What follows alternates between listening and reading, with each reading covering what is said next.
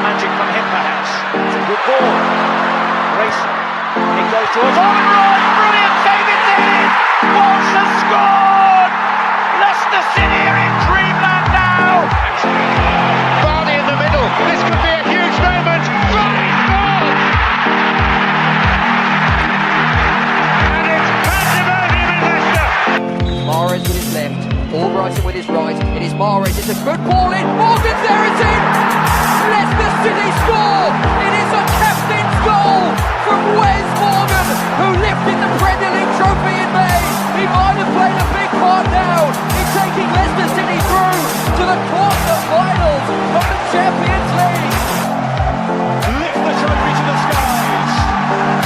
Leicester City are the champions of the Premier League.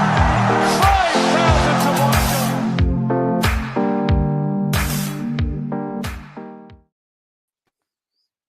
Good evening and welcome back to Blue Tinted Glasses, the best Leicester City fan channel on YouTube.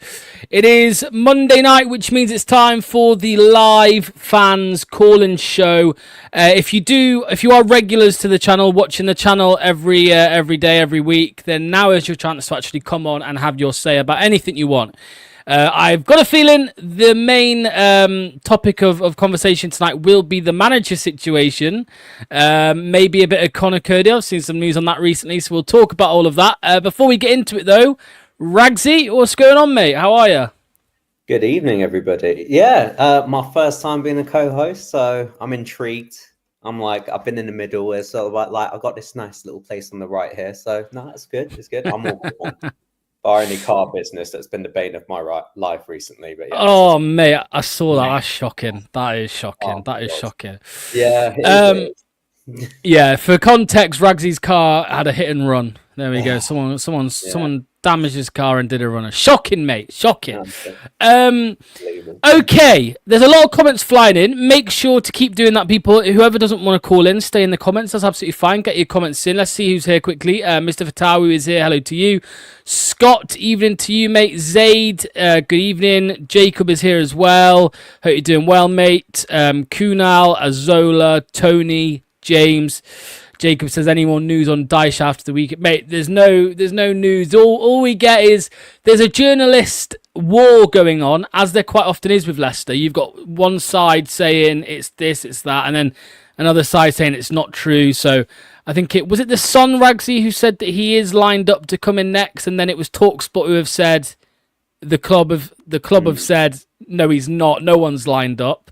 Yeah. So it's only been the Sun, so that kind of tells you really all you need to know. I wouldn't really trust them, but my life depends on it. So yeah, it could be like a nothing story, but we still talk about it and stuff. I think it was just that whole speculation or getting hyped up. We're near the 1st of July now, so I think reporters are putting in hinters and stuff. So, but look, I think we'll learn more over the next few weeks and stuff, and I think things will start to get a bit clearer. At the minute, it's all a bit up in the air. Yeah, I mean, Jacob said 2 diabolical sources fighting. Yeah, literally. It's like that. It's like that meme. Have you seen that meme? I mean, I don't want to say a word I shouldn't, but I shall say it. The meme that is, it just says no, I won't say the word. 2 idiots fighting, basically.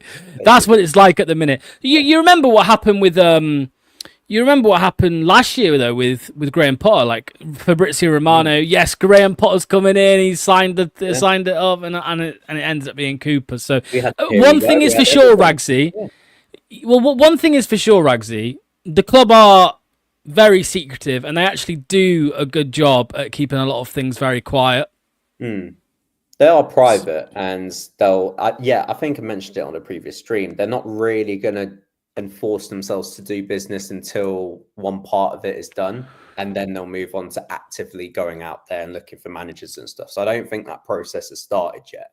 I think you first got to deal with Ruud, and then all the speculation would start coming in, and then we'll start seeing whether there's actually some truth in any of the sources that are coming out there. But at the minute, again, it's all up in the air. Okay.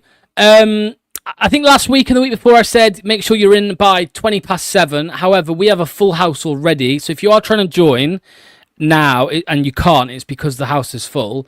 So I'm going to change the rules slightly. You've got to be in by 1:15. If you're not here by 7:15, then that you've missed it. You'll have to come in next week. Anyway, let's start getting through our list. So, to start off with, it is going to be Charles from the Dallas Foxes. Let's get him in. Hello, mate. What's going on? Hi, guys. Hi, Lox. Hi, Rexy. How you doing? All good, all good, all good. All good.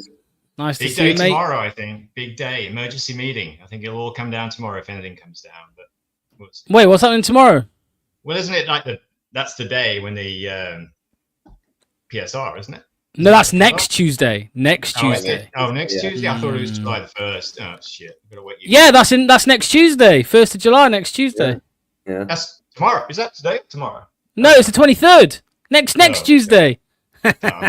Tell him retired, can't you? I don't even know what day it is. I've lost count of I've got to days. wait another week now. Oh, dear, that's embarrassing. I was all fired up for the big emergency meeting. But I hate to say this, but I think we're stuck rude. No. Nah, I don't think Well, so. Charles, I mentioned not. about. I hope not. I was just going to say, Charles, like there's journalists fighting amongst each other about Daesh, but all the journalists do seem to be in agreement that Rude is going to go. Yeah, I hope so. I want him to go because he's awful. But I just think, because this lag time that it's all rumors. Nobody knows anything. One, the board are very silent. Two, the papers haven't got anything to talk about, so they're just like make up stories. That's all it is, really. But I hope he does go, and I hope we have somebody lined up. But knowing the way we are, we probably haven't. Probably even started. But I would throw out this is controversial. What about Chris Wilder? No. If you're going for Daesh, go for Chris Wilder. I know, but nobody's mentioned him, and I want.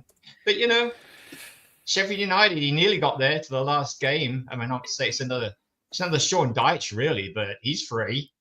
Don't cost anything if we're talking about money. But I think it's just, Ruud van Nistelrooy. I don't know how much his contract is worth, how much we have to pay. That's the big thing. If we have to pay him off, which we do, he should go. He should fall on his sword and say, I quit. And we don't have to pay him anything. That would be the right thing to do. But would you, Charles? Would you turn down £4 million? He's ex-Real Madrid and Man United. He's not poor. I mean, he's loaded. I'm sure he is. Unless he's got some vices on the side, but he's loaded. Just do it. The honourable thing would be, but yeah. Maybe he does want to stay, Ragsy. Maybe he does, because Ragsy. What I was going to say as well is, we say the club are so bad at communication and all of this, but if Ruud was staying, they would have told us. They would have said by now if he was staying. I'm almost certain of that. With pre-season, well, the players are back in a week for the testing, pre-season testing, all the fitness stuff. They would have said if Ruud was staying. I don't think there's any doubt now that he's going to go.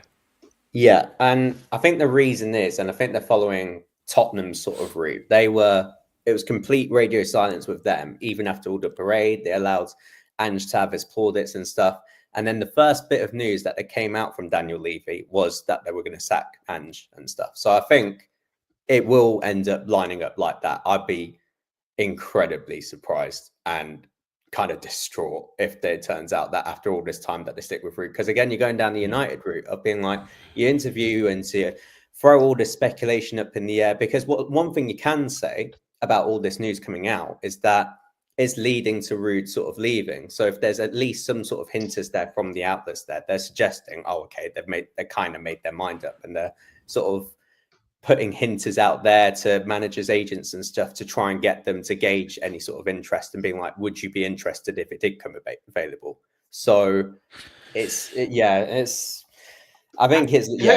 should be leading towards Ruud going. Like, and Well, I was just going to say, Charles, like with Ruud, there is, just talking about whether there's any doubt or not he stays. There is a possibility, I suppose, that I've seen people talk about, that maybe he is just being kept as a reserve choice. So if they've got a short list of 5 names and none of them want to come or they're too expensive, then maybe, just maybe, Ruud is the final option. All right, we'll stick with him. We can't get the others, so we're stuck with him. Which in that case, You know, it's like, well, you've left him in the lurch all summer, and then you expect him to just come because you couldn't get anybody else. Like, that's then him starting on the back foot, really. Yeah, but you look at us. I mean, the trouble is, it's all hanging up in the air. You know, we all know the points reduction. What is it going to be? You know, are we going to have a transfer embargo? Because he was pissed off in January they didn't have any money, so he's going to be even more pissed off that if we are in a transfer embargo. Like, you can't hire anybody, you know, and then they see going out. Mads will leave, maybe, you know, and Bilal, maybe. I'm not too sure that Bilal will go. Hopefully not. But I don't know. When you're in that, do you want to stay? You know, do you want to stay on? Because it's like, how bad is this going to get? I mean, because these stories, again, the stories, 15 points, 20 points, 15. That's a lot. Even in the championship, that's a couple of months catching up, at least. Even if we go fire, you know, we're up and running, you know. So. Sorry, I had to bring that up. Sorry, that made me chuckle. So I don't know. I keep flip flopping. That's the trouble, you know. Yeah. I hope they have somebody lined up, and if it is Deitch, I guess we'll get behind him. I'm not looking forward to that either. To keep Van Nistelrooy would be suicidal. After what he's been through this year, is just nuts. That's asking for us to be in trouble. The thing is that what really confuses me is that top Rudkin picture or thing of them smiling when we were down. That scares me. Why were they smiling? Is there something going behind? Are they selling and just going to cash in and don't give it? I mean, even if they go down, they won't be smiling because they're losing 40 million. But is there something going on behind the scenes, which is the rumor, you know, about KP? Now, KP, when was the last time you went to a duty free? I haven't been to a duty free in years. You know, I go through the airports. I used to, back in the day, straight to the duty free, get my, you know, smellies and whatever, because it was cheaper. Now I'm not too sure it's cheaper because you can go online and get stuff. So where's their revenue stream? I know they have a website you can go on.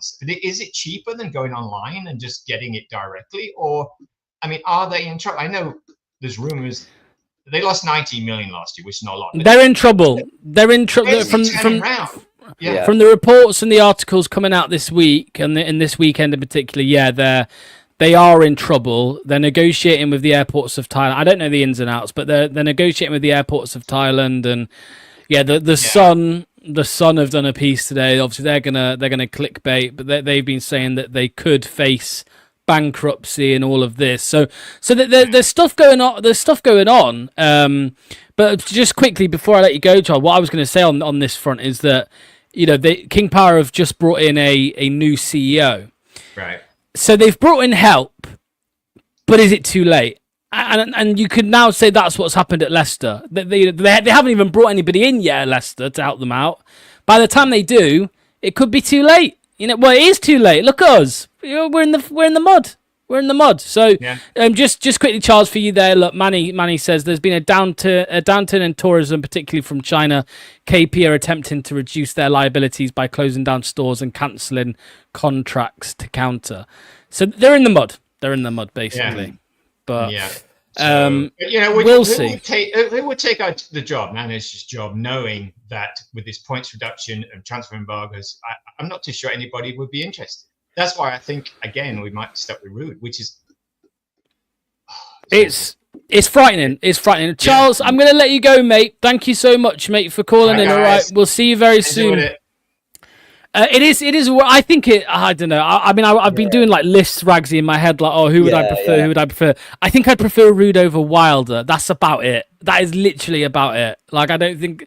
I'm not a fan of the Dyche links, but I would take him over Rude because I just think Rude needs to get out of here quick. I think, when we're isolating that case with Rude, I just think like he does not have the motivation or the commitment to go and pull off his ideas, even if it isn't a championship and we're supposedly would be the best team. But just knowing all the adversities coming our way, knowing that like he had a free hit when we got relegated until the end of the season and he wasn't even trying anything, just him with the management aspects and stuff. I've been really, really disappointed with him. I thought I was expecting a lot more than that. Like at least just sort of like suffice just sort of getting us over the line. He's failed in many aspects for me. So I think like we do need change. Otherwise The worry is if you continue with the same regime and then similar sort of players, depending on the lack of transfer activity, if we do get it with this transfer embargo, then I think heads will drop and we could end up plummeting down and stuff. And that's the worry. So you need some change in that camp somewhere. So, and really it's got to start with the manager. Okay, there is your cut-off alert. So yeah, no more callers. If you're not in the studio yet, then don't call in. Call in next week instead. Make sure you're here nice and early next week. We've still got a load of callers still waiting, so don't worry about that. Okay, up next is going to be Ross. Here we go. Absolute cinema. Here he is. There he is. Say his name and he appears. It's Rossi, Yes. LCFC 1993. Hey. What's going on, mate? How are you? I had to do the clap. Yeah, I'm good. Just a bit knackered. So yeah, how you doing, Ragsy boy? You all right? Yeah, I'm all good, Ross, man. I'm all good. Not too bad. It's a bit hot, isn't it? It's cool. I'm in my hoodie now. I'm like, Listen. like nearly 30 degrees, and I'm like, okay, I'm getting used to this. I'm actually sleeping at night, and then I'm back in the hoodie and trackies. At least you can get some sleep. My nephews woke me up the other day at 6 a.m. on a Sunday. So there you go. Sunday. Ross, you. I don't mean this in any disrespect. There is no disrespect here. There's no. There's nothing. I'm not trying to be rude. You remind me of someone who will be very happy with a Sean Dyche appointment. Am I right? Do you know what? Yes, and let me tell you why before everyone jumps the gun. And listen, listen. It's all about debates and all this and stuff. End of the day, it's to throw back to the Nigel Pearson regimes. And it's so lazy. Man. Right, listen, end of the day, right. He's not everyone's. Is he everyone's cup of tea? No. But end of the day, look what Sean Dyche has basically done. You look in his career, right? Yeah, he went to Watford, obviously, won about 100 managers at Watford, okay? With Burnley, let me just say this again. Burnley, he got him, what? A European finish? This is Burnley we're talking about here, right? With the low budget. That's the thing. If it was today, I'd be like, okay, yeah, With the low budget he got. And 2 years ago, nearly 2 years ago, despite Everton having a 10-point deduction, he managed to get 44, 45 points. And obviously without that deduction, would have been 55 points. Now, would I take him over Danny Sausage Roll? No. But at the end of the day, if he comes in, we've just got to accept it. And we've got to, he's no nonsense manager. I've seen these reports. I mean, I refuse to have anything to do with the scumbags. They're a rag. No disrespect, Rags, sorry your name, but they are a rag. And if anyone believes anything from that newspaper, they're not even a newspaper. They're just con artists. If you believe them con artists, then I don't know what to say on that one. And TalkSport as well. The amount of clickbaits is unreal. When them put their YouTube clips, Simon Jordan roasts this stuff, and it's about 10 minutes into the clip when he decides to do it. And they call that guy Stephanie, whatever you call him, a football expert. He's about as much of a football expert as I'm a professional wrestler. So absolutely, he's absolutely. I don't know. I fancy you as a wrestler. I fancy you. You could give it a good go. Well, as funny enough, I am going to that wrestling event again in a month and a bit, dressed as John Cena. So that'll be fun. But there we go. No, end of the day. If it is Rude, if Rude stays, then the board have got no ambitions. And how bloody hell, like blinded as that. I just see it creeping in. I'm just like, I'm fading away. Casually, I'm gonna sort this. Bloody hell. Yeah. But no, end of the day, if people are going to be happy with Roll, probably not. People will be, people won't be. No, wait for him to close his blinds. Hang on. Here we go, Ross. Here's a comment from Wim. There's a comment from Wim. As an Everton fan, can I tell you, the dude is terrible. I'm not religious, but I pray for your souls and eyes if he does get in. To the contrary, though, Richard says Dyche is a safe option and it will strengthen Rudkin's position as he's appointing a friend. Now, I put a tweet out the other day, Ragsy, and I think I said something like, John Rudkin being the one who's pushing for Dyche should tell you all you need to know about Sean Dyche. Because we heard that there was two in. We don't know if it's true, but we heard from I think it was John Percy that there was to and fro in between Top and Rodkin about Cooper, and Rodkin won that battle. Yeah. We then got Top's option, which was rude, which was even worse. But now we might be going back down Rudkin's route, and we've heard from the horse's mouth, from Dyche's mouth, that he and Rudkin are friends. They go back a long time. Does that concern you, Ragsy? Massively. It's so narrow-minded, their thinking, and they can only look at, well, internal solutions or just very sort of close contacts in and around them as on like just a person-to-person basis, rather than actually doing some extensive scouting across Europe, maybe, to try and find a manager that actually suits us, and the whole board setup can all be on board with it, literally, but they're not. So it's so fractured. Just moving on to Dyche and sort of like listening to what Ross has had to say and stuff. Like with me, I don't like, for me, entertaining football and stuff and seeing fluid football is not a necessity for me. All I want to see is effective football. Yeah, winning and having that idea that we can progress. We're building up players. We're progressing their development. And, you know, we can have hopes. We can have dreams. Like we can get back in the Premier League. We can push for European place, cups, whatever. But like, just seeing an idea and seeing it working, that I can get on board with. So the style of play is sort of secondary to me. When it comes to Dyche, like if you have like with his ways being pragmatic and stuff, firstly, like he will just use short-term thinking to just push in the seniors that we clearly just don't want at the club. So the likes of Ayus and Decadova Reeds and Winks, they're gonna love it. They'll love it under Dyche. Yeah, they'll love it. Like they'll be playing. And the youth who we want to see, they won't get a sniff. Like, just look at the average squad ages and stuff over the years and all that. Also, if you've got to think of it from like outside as well, if you set up a defense and it's quick and easy to set up, so we're easily structured in time, cool. But because it's easy to set up, it's also easy to sort of break through. I'd rather having a defense that takes a bit more time, that may be harder to set up, and an actual style, so that when it actually works, it's harder for opponents to go and combat that. That's the way I want to think it. So you got to think like, you know, there may be some short-term pain, but it'll be a long-term gain in the long run. The thing is with Mr. Dyche as well, he does say how it is as well, and I like somebody that does say how it is. You know, you mentioned Chrissy Wilder, or someone said it earlier. Now, he's a guy that also says it how it is, takes no nonsense as well. And I would say that's probably one of the reasons why he got not the sack of this time, but the first time round, when he was calling out the board, he was doing all this, and he got sacked in the first place. But obviously, if it was a choice between Sausage Roll and Dyche, obviously I'd go with Roll.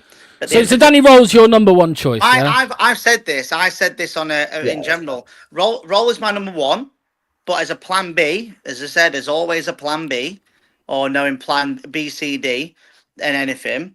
Then obviously maybe Sean Dyche. But I know exactly what's going to happen on the 1st of July. So they like to send out birthday tweets, don't they? A lot recently. They're not going to do it. No, this is going to be such a Leicester City thing to do. Now, this is just a theory, and if you hear it here, if it happens, you hear it here first, right? Before I do, though, this is from the Thailand. It's worth reading this. Oh, so yeah. The Thailand one, not from anything else, because I refuse to read that. With Riots and Ruins as well. Honestly, the fact that one as well, about how Thailand's free. So basically, they're saying about it could be we're on the brink of collapse, which is quite worrying. I would say it is really worrying to see. And if we're an asset, could the club get sold? But who knows? But outside, going back to my quickly thing in a minute, they send out a tweet: "Happy birthday, Ruben Nistelrooy." 2 hours later, we confirm we were part of company with Ruben Nistelrooy. That would be such a Leicester City thing to do in regards to Twitter and all that stuff.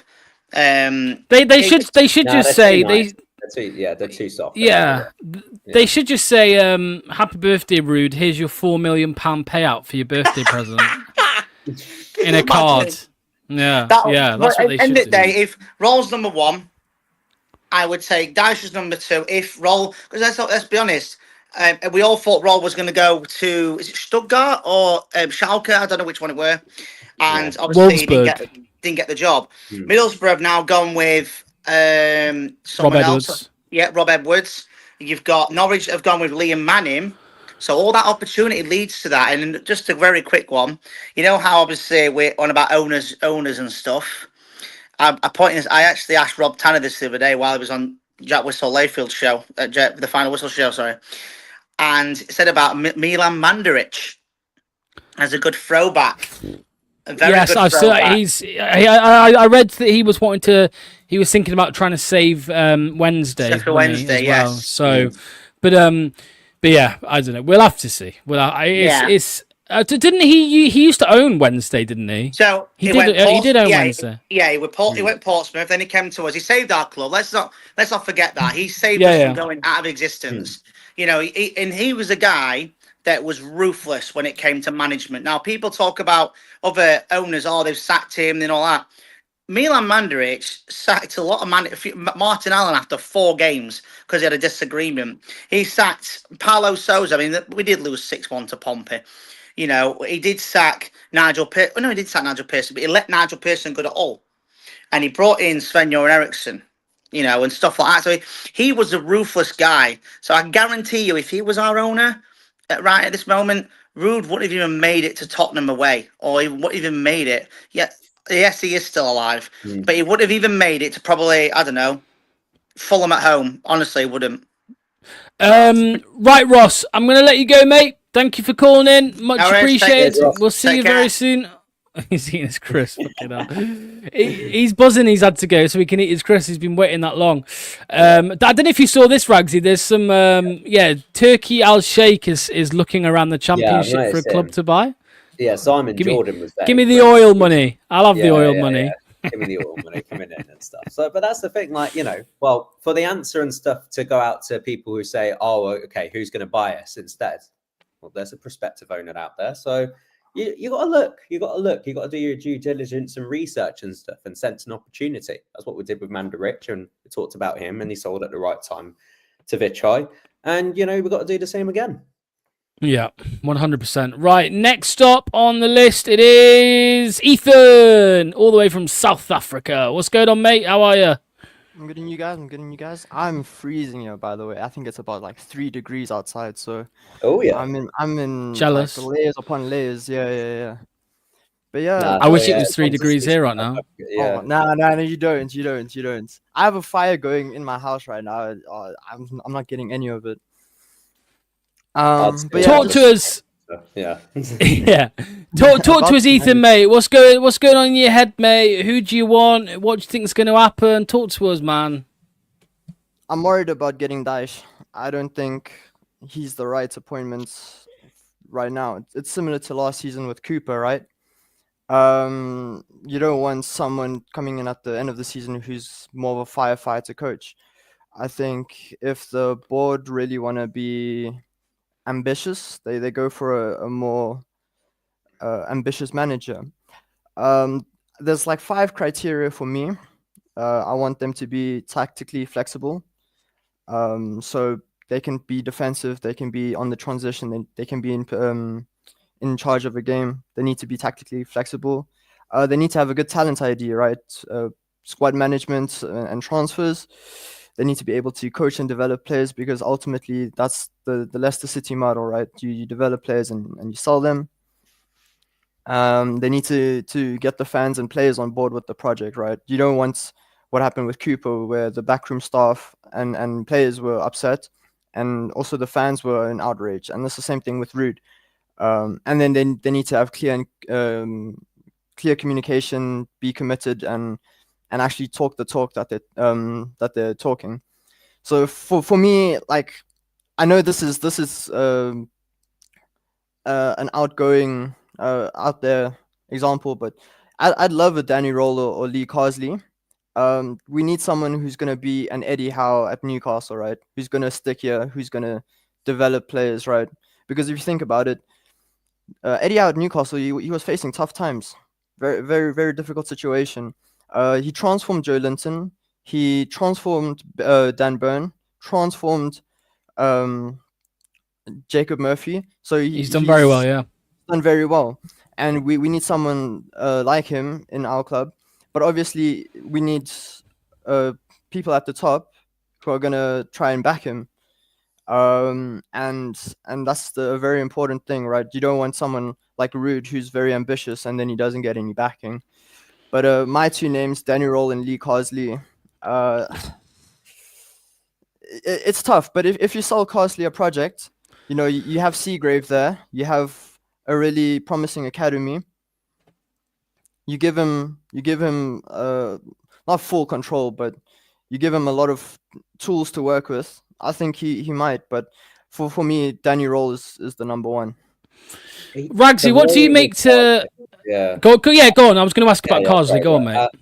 I think the worry with Carsley is, even though he has some nice ideas with England's like under 21 setup and all that, like in terms of his management, as like, I don't want to say aura, all right, we're not going down that road again, but just sort of like his presence on the touchline. And like after the losses with England, that he's caught like a deer in the headlights and stuff. He's really pulling press conferences, and like that demeanor. Okay, you can take it with sort of maybe it's lack of media training and stuff, but it's a mirror image of how you want to see your manager act on the touchline. And if they're a bit sheepish and a bit feeble, then how does that then translate into the dressing room? I think he's very early on in his sort of like development as a coach. I think he needs to figure out a lot as to what his coaching style is, then bring him a team. I think it's the same with like Manny suggesting Willy Caballero as well. It's like, listen, when we brought in Enzo, he was ready to take that step into management and stuff. And I think like this, I want to sort of like give young prospective coaches a chance. And I do agree we need to go down that route, but not right at the start of their coaching days and stuff, basically. So, I mean, look, I was wrong with Ruud. That was the thing. Like, I thought, like, I looked at a theory. Looked at PSV. He went up the right pathway, and I thought he'd step in and at least like implement his ideas, but that all came crashing down, basically. So. I was going to say with I agree with what Ragsy was saying about Carsley, by the way. I mean, as we know, he signed a new deal, so he's not coming, but I just found him very. I don't want to be overly harsh here. I found him very pathetic. Like, I don't know. Yeah. Just that little that spell when he was the interim. Yeah, I just found it very bizarre. Like the whole. By the way, I'm not an England fan, first of all, so don't accuse me of anything here. The refusal to sing the national anthem, that whole debacle was strange. It was kind of like, not the actual decision, but the whole debacle around it was very weird. And then when he was being asked about, do you want to be permanent England manager? He was like, you know what I mean? He just sounded like he couldn't give a shit. And it's like, mate, you're about to be the manager of England. And you're acting like you're not asked. I don't know. I just found it very, very, very strange. And as you said, you want your manager to mirror how your squad's going to be. And if the manager comes across like he can't be asked, then you know what I mean. What chance you got with the players? So, but there's no doubt he's a great. He's a good coach. There's no doubt about that. But I'm just saying, as a manager, I'm not too sure yet. Maybe he does just genuinely want to. He prefers to stay, away from the limelight. Some people are like that. Some people just are like that. Let me ask you this, Ethan. Michael Carrick. I've seen a few people talk about him over the last week or so. Just sacked from Middlesbrough. Yeah. It's something that Leicester would definitely consider, knowing our board. But I don't know. For me, is he ready? Obviously, he did really well with Middlesbrough when he initially got the job, right? Yes, he got them to the Carabao Cup. I think he played Chelsea with a lot of injuries, and he still managed to do decently there. But I just don't see how he improves Leicester long term, right?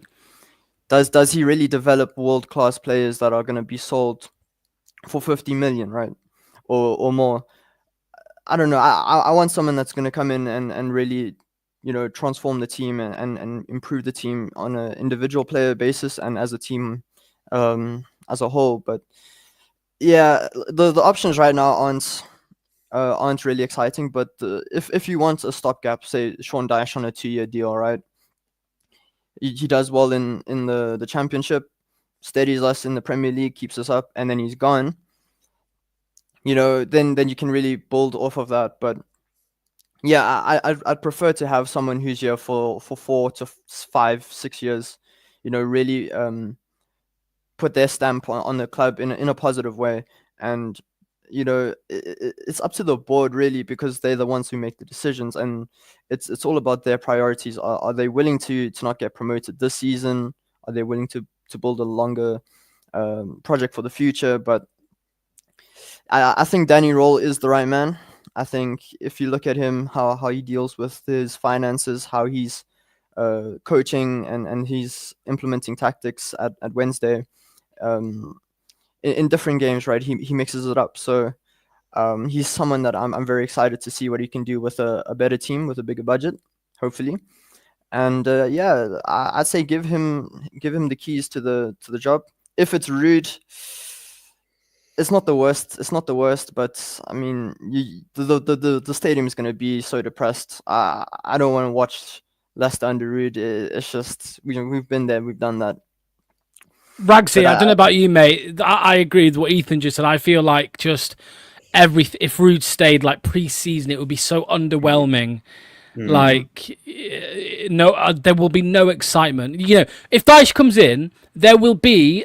I think it's a split. I've seen like a 50-50 split, to be honest with you, from what I've seen with Dyche. At least half the fan base would be excited for Dyche, whereas with Rude, there's a very small percentage of people who are going to look forward to a season in the Championship with Ruud van Nistelrooy. Okay, the 50% that are vouting for Dyche, just do yourself a favour, go and speak to Everton fans and go and ask them, what is he really like? Because I had an open mind with Cooper, and then I spoke to Forest fans, and then I got worried. Okay, I tried leaving all the bias aside. I tried leaving my concerns aside, and then just go and speak to them, because I guarantee you they're all going to sit here and say do not go near him, because there's a reason. If he really was competent and good at this level still, he'd still be in that Everton job. When it comes to Rude, he'll be in an environment where basically the board are we don't really want you, but we can't afford to pay you off.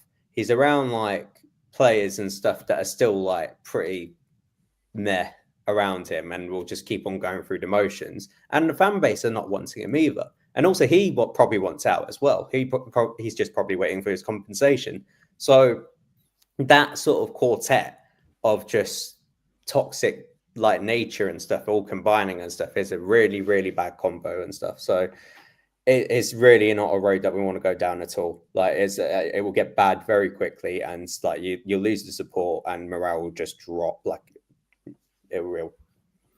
I agree, but Yeah, who knows? Who knows, Ethan? Go on, mate, go on. For me, Sean Dyche is just it's a easy, quick, and cheap option, right? Radkin knows him, and so it'll be done relatively quickly, right? You're not really looking at the club as a whole. Radkin's oh yeah, I know a guy, and it just stinks. The attitude of the whole deal just stinks, and you don't want that as a manager, right? You don't want that from your higher ups, right? And I think before even a manager comes in, there needs to be major changes above him, right? People either need to go or new people need to come in. But yeah, let's hope it's not Dyche. Otherwise, Cody is not going. Tarkowski might come in, or someone of that nature. I think we don't even have a team for Sean Dyche. Who's? I agree. Yeah, agree. Who's the target man? BY.TO, who's the workhorses in midfield, and who's the wingers that aren't gonna try tricks and just put the ball in, right? We just don't have a Sean Dyche squad. So if he comes in, expect a lot of departures and a lot of bad incomings. Yeah, I'd agree there, Ethan. Great. Mate, thank you for calling, Ethan. Much appreciated as always. Thanks, mate. Ethan. We'll see you very soon. All the best, mate. Cheers. See you soon. Chris is going Sean Dyche's Blue and White Army. Planet Earth says, Mark, should Dyche ever be allowed to manage it again? Obviously so. Apparently not cheap because Dyche is going to command quite high wages, you'd imagine as well. He's not going to be. He's not going to be a cheap manager. What's the point? I'll be well, screw it. Okay, you go elsewhere. No one's going to take you on those wages. You've been shafted out of one of the lowest squads in the Premier League with Everton. So why on earth would you sit here and want to command this fee? Go and get us to a level first, and then we'll consider giving you like a bit more money. But until then, no. Like, go and find a position, and that's the thing. It will just be Championship clubs in for him because he's a Championship rate manager. Yeah. Chris, get an Everton fan on next. See what they say. Get an Everton fan on. See what they say. Also, I was going to say, get some Forest fans if they would have bigged up Cooper. Get a PSV fan on. I'm sure they'll call Ruud van Nistelrooy one of the best managers of all time, mate. You know what I mean? So it's every fan base has. Did have their doubts, to be fair. Now that I was looking back, and they were just like his management style, and I was just like, but then I was at the other end of it, thinking, well, he's just lost Gakpo and like Bakayoko. Was it Bakayoko or one of the Xavi Simons. Tell me, I mean, Chris, again, with Everton, let me just bring you this comment out, mate. Let me find it. Where is it? I just brought it up a couple of minutes ago. I'll get there. There we go. Dyche last season, 17 points in 19 games. Moyes then brought one player in January, and he got 31 points in 19 games. There was a clear improvement. I just think Dyche has I get the argument for Dyche in terms of they're going to sort the shit out. I mean, I saw somebody in the chat earlier saying about how I've lost my train of thought, mate, to be honest with you. I think like 5 years ago, you admire what he did with Burnley. That was the thing. Yes. And that was a hell of an achievement, what he did and stuff. You can understand from Jacob's point of view going, like, the way he sort of built up and made that team his own and how pragmatic he was, and like he evolved and tried like being combative in sort of certain areas of the pitch and all that. And, he's a good sort of like grisly sort of bear of a character and stuff that he's sort of put out there. But that was 5, 6, 7 years ago. We're talking in 2025 now as to whether his methods are actually going to work. And you look at it from recently, and at Everton, it hasn't. And I don't want to be taking Everton rejects and stuff. Like, if they're like good enough managers to get them back to us there, then he would have stayed at Everton. They wouldn't have sacked him in the first place. Well, people say, the comment I've just remembered, the comment somebody said earlier was, Dyche will get Winks living near the training ground. No, he won't. Winks, he won't. Because he'll just leave. This is what my point is, right? That people say, one of the big arguments for Dyche is, he'll sort the players out. No, because football isn't like that anymore. They are snowflakes, I'm afraid. Footballers are snowflakes. If a manager comes in and fucking squares up to a player and says, you're a knobhead, you ain't doing this, you ain't doing that, you're a prick, whatever, blah, blah, blah, which people have the impression Dyche is going to do, the player will just leave. That's how look at Vestergaard and Winks, man. Like, they're expelled from the squad because they fell out with the manager. Facundo Buonanotte fell out with the manager and then he barely played. Like, that is what will happen. People are acting like that Dyche is going to come in, have a word with fucking Winks, and then Winks is going to be this committed player who's at the training ground. It doesn't work like that. It's not going to happen. They'll just leave. There'll be players that will constantly want to take liberties. They'll want to, they want a comfortable environment. They want to turn up to training, do their thing, and fuck off home. Like, unless if it's with Dyche bringing his own players in that are old, inexperienced, and quite frankly experienced at being quite shit at this level and not quite good enough for where we need to get to. So that's the caliber of player that he deals with. He's not going to bring new, young, and aspiring, innovative players through into this team and then go and develop them. He doesn't want to go the long way around. He wants to take the shortcut. He wants to, because that's what he knows. This is what I'm saying as well. Yeah, but this is my point, Anne. Yes, the players are more in charge. Yeah. So that's what I'm saying. And also here, and people also think that the players won't go to the owner. Of course they will. Like, the same shit's going to happen because the owner of the club is weak. The owner of this football club is weak. The reason that players can get the manager sacked so easily is because the owner is weak. That is what happens. They go above the manager straight to the owner and the manager's sacked. That's what happened with Cooper, rightly or wrongly. I know most of us wanted him gone, but that's what happened. That's it. So anyway, I'm going to move on to the next guy. Who is it? I think it's Joe. It is Joe. Let's get Joe in, see what he has to say. Here we go. Joe, what's going on, mate? How are you? You're right, guys. How's it going? Good show so far. Evening, how you doing, Rags? You all right? Yeah, all good, mate. All good. It's nice to be on a panel with somebody who's got quite a few different opinions to myself. So you know, Okay, it's yeah, yeah. I like Valid. hearing your opinions. Oh yeah. Like Mavadidi's What don't you agree with? like Mavadidi's better than Barnes. That's There it is. There it is. I knew it was coming. I knew it was no, coming. but in all honesty, just going on from the two things that obviously everybody's been talking about tonight. So the manager issue. I personally, I'm not necessarily saying I'm a fan of Dyche, but I can see why he could possibly come in because everyone's talking about a fire situation and all that sort of thing. However, those fires have been created by the club themselves. I'm not. The thing is, and Ragsy made a perfect point earlier, which I completely agree with, which is what I'm against, because I was actually, and I've said this before on the channel, which I was actually behind Cooper. I'm not saying he was my first choice. I'm not saying he was my favourite guy, but I was, up until he was sacked, I was very much one of the fans that was like, well, we are sitting 16th. You know, we're not doing too bad. It's about grinding out points. I think maybe it's because of my age or what I'm used to. However, what I didn't like was the toxicity that it created in the fan base. So I was pleased when he left because of the toxicity. If you keep Rude, if you bring in Dyche, that toxicity is just going to keep existing, and we need somebody to be in there who's actually going to lift the fan base up. And I don't think Dyche is that man. And also, you know, obviously Rude, I can't stand the bloke. So in terms of the performance on the pitch, don't know him personally, obviously, but yeah, I just think we need some positivity in and around the club, and I don't think Dyche brings that in.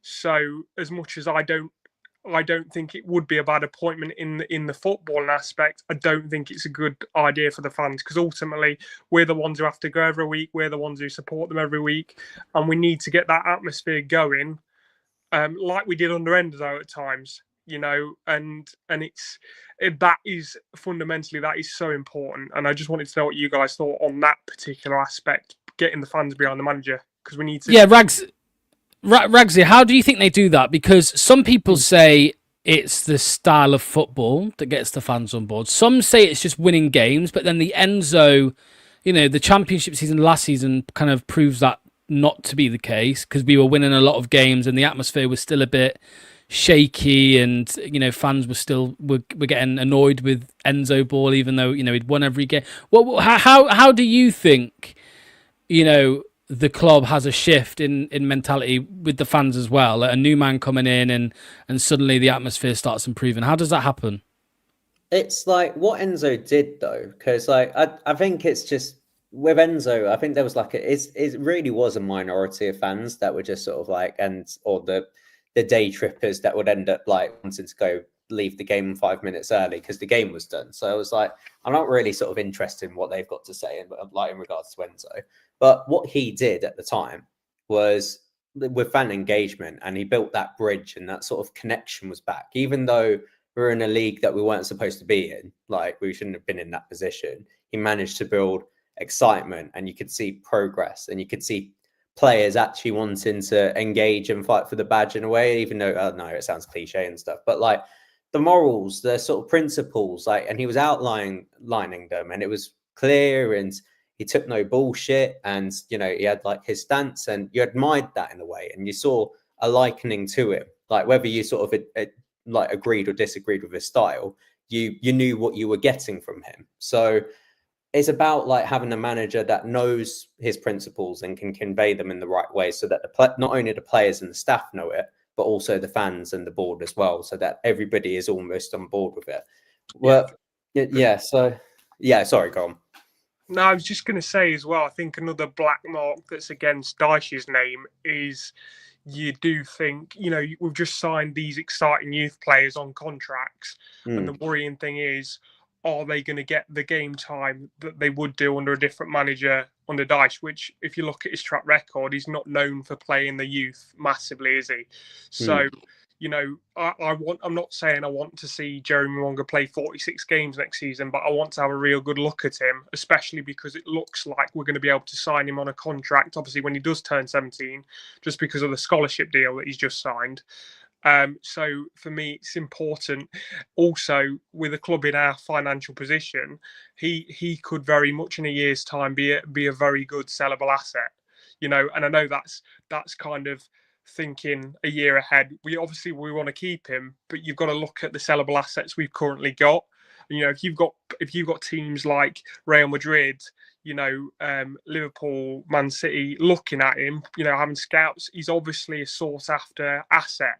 So it's important that we keep him, but the only way that's going to happen is if he gets game time, which he did do at the end of this season, but I just don't see that happening with Dyche. So that's another black mark. And just a final quick point I wanted to make is, obviously I know it's been mentioned, but I am worried about the reports I'm seeing about KP in general. It is concerning. And because I know, obviously, we briefly discussed it tonight in terms of getting the right owners in, if it comes to that.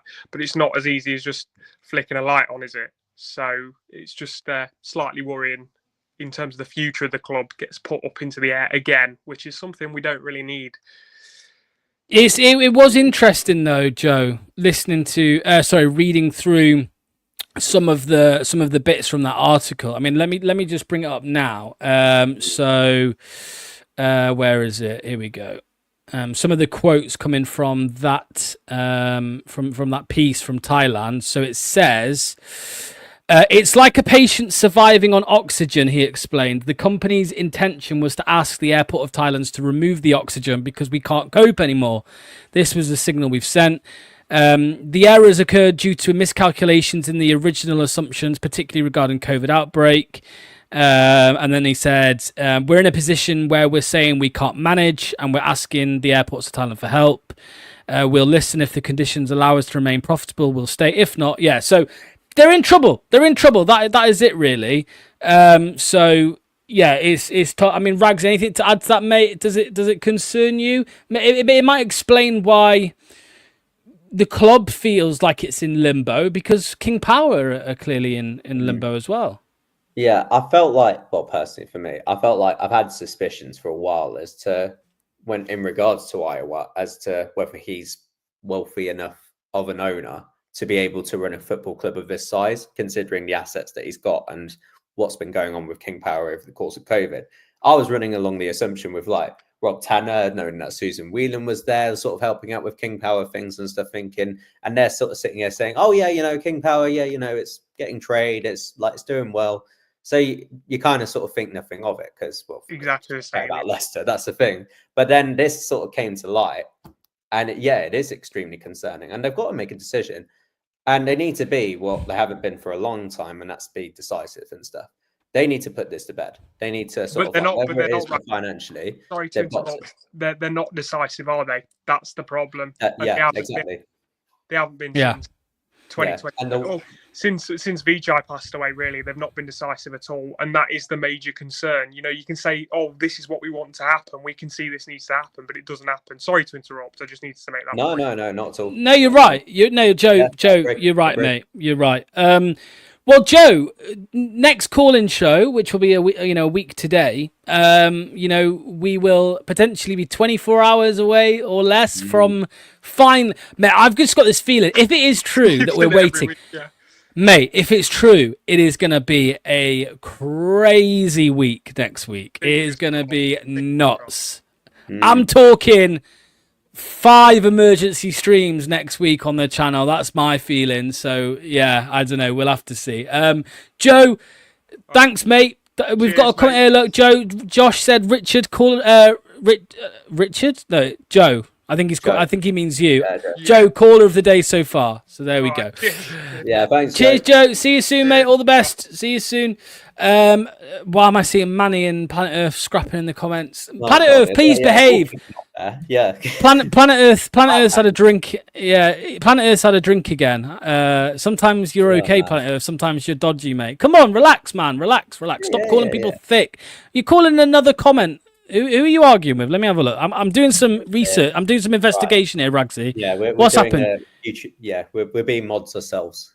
Who are you arguing with? You're arguing with Frankie. Allow it. Relax, man. Relax in the chat. Relax. Chill. Yeah, Planet Earth being Planet Bye, Planet Earth. You've been timed out. You've been a knob. Anyway, No. let's. Yeah, he's on a madness. Fuck off. Right, let's move on. Let's move on to. Let me get my list. It's Mark. It's Mark. It's Mark. Where is he? Is he here? Mark, you here? Camera on. Can't see yet, mate. Ooh, is he here? We'll come back to Mark. Okay. We'll come back to Mark. Let's go to Ryan. Ryan, here he is. What's going on, mate? How are you? Hello. How are you doing, guys? Good, mate. I'm all good. How are you? Ryan? I'm all good, thank you. How's your week been? Oh yeah. Boring, really. There's no. I can't believe we're how many weeks into the postseason. Still nothing, mate. Still nothing. I wish still I had nothing. boring. That's outside of football, though. That's Yeah. Car business. Yeah. And shit, so. But I've had nice little hair trim since I last been on, and had a nice barbecue myself during the weekend. Nice. So Nice. Good stuff. Good stuff. Everything will look up. 100%, mate. Talk to us, Ryan. Tell us what is going on in your head about Sean bloody Dyche. My God, I had plenty to say about Sean Dyche. Well, I mentioned it during the tweet, and it gained almost about 2,000 views. And it went, quote, appointing Dyche would be a political misfire and a footballing mismatch. It might win you clean sheets, but it will lose the dressing room's creativity and the crowd's belief. We need to build, not just grind. It's a move to protect Woking himself, but not involving the club. That's what I put down on the tweet. I mean, this is the thing. We've got to I know it, when we talk about Everton fans and then, with they had protests against Vitor Pereira, what was it? And, you can't sort of you need a board that's in place and stuff. Then you need to have a strong stance on who they appoint as a manager and stuff. But knowing it's there's no consistency with the board that in terms of their decisions and which direction they want to head into with the manager, knowing they got Roll and Dyche, they need to have some sort of level of consistency. But when you're thinking of it politically, you've got to gauge the fans' opinions because they need to, with football nowadays and stuff, they will write off a manager if they ain't having them, very, very quickly. So that needs to factor into their thinking. So if we're already thinking about Dyche and stuff and it's already causing up this much of a debate, even before he's come in, there was such an outrage for Martin Barlocks as to with Bristol Martin coming back in. The only one that seemingly hasn't, and I think with the majority of fans seems to be on board with this, is Danny Roll. So it's that seems to be the number one for me. And for me personally, and I think Danny Roll was my first choice. I've been saying it for most of the time, really. So Frankie says, look at this way, Martin was more a suitable manager for us compared to Dyche. KCK, her chatter that we've already see. This is it, KCK, right? People moan about rumors and it's because the club are leaving it so long. It's because the club aren't talking to fans. That's when conspiracies are born, and that's why I've read about 10 different things today already about Sean Dyche has signed and he's agreed to come in on the 1st. Danny Roll is, we're going to pay his compensation when we're officially a championship club. All of this stuff I keep hearing and keeps reading, but nobody knows, Ryan, do they? Nobody knows what's fucking happening, man. Other than Rudkin and Top, they're the only two. No, this is the consequence of when you're leaving things so long and you don't communicate with us fans, as Waxy pointed out. This is the consequence. It's absolutely piss poor, this lack of planning or some kind. It's just ridiculous, really. Now, I can understand to an extent with why they would leave it to July the 1st to an extent. This doesn't let them off lightly, by the way, because of the PSR side of it. Because of what happened with Steve Cooper, because he got sacked same financial year, I think it was. But yeah, I think they're just waiting to July the 1st and then we'll hear that Wood's gone because it's the start of the new financial year, really, isn't it? Yeah. Yeah, Yeah. that's the thing. That kind of a reason though shouldn't justify it. It shouldn't. No, I agree justify with you. leaving everybody That's in what the I dark. said. That's the thing. It's I like agree. that's your own mess that you created Yeah. financially to like make like 2 sackings within the space of a single financial year. That's not on us. We're not sitting here demanding that. We're sitting here demanding for some consistency in your actions and your decisions and your plans moving forward. So, like, for them to sit there and say, "Oh yeah, you know, we can just brush this under the carpet. New financial year, yeah, we'll put this all under the rug." Nah, not happening. It shouldn't be happening. I agree. Yeah. There's a comment here from Daniel O'Connor. Thing is, you say Dyche isn't suited, and I agree, but if you don't improve at fitness, defending, and set pieces, you will never survive in the Premier League. They are non-negotiable.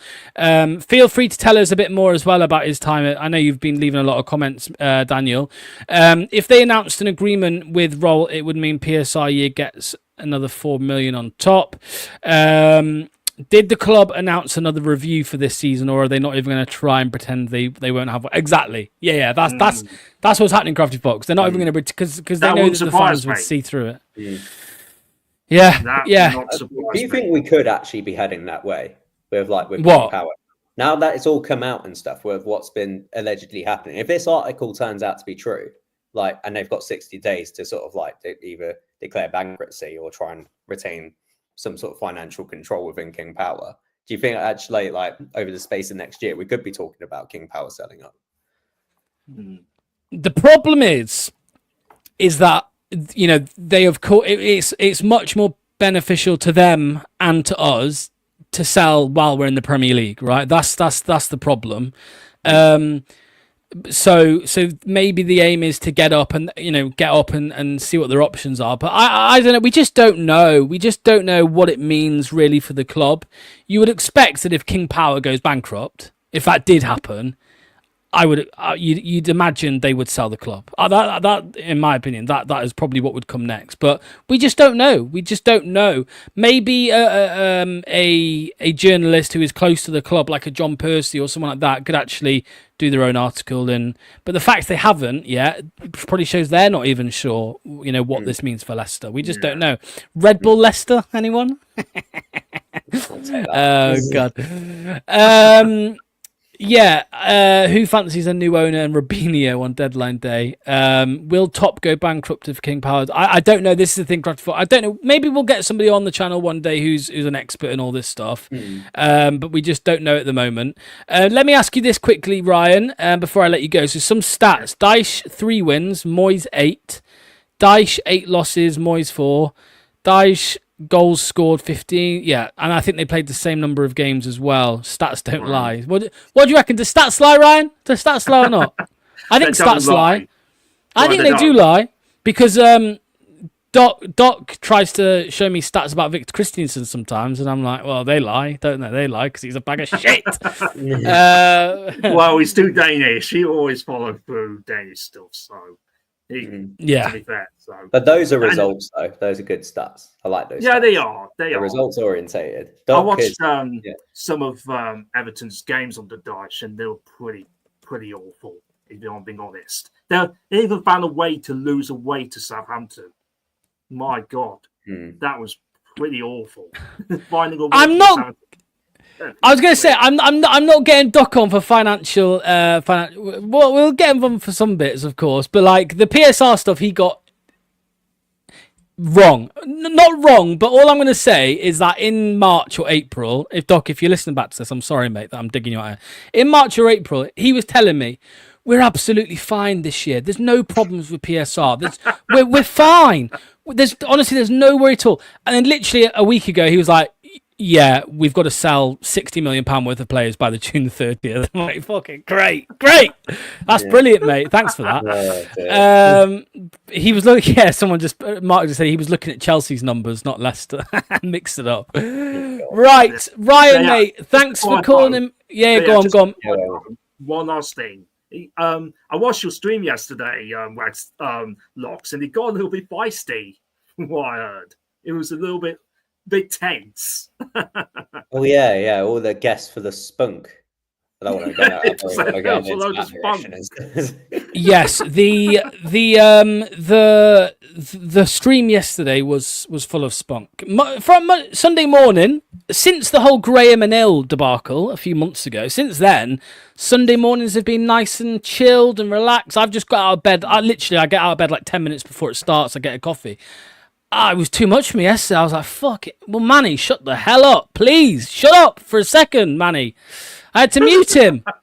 Jesus Christ. Anyway, Manny seems to be the common denominator in all of this when it comes to this.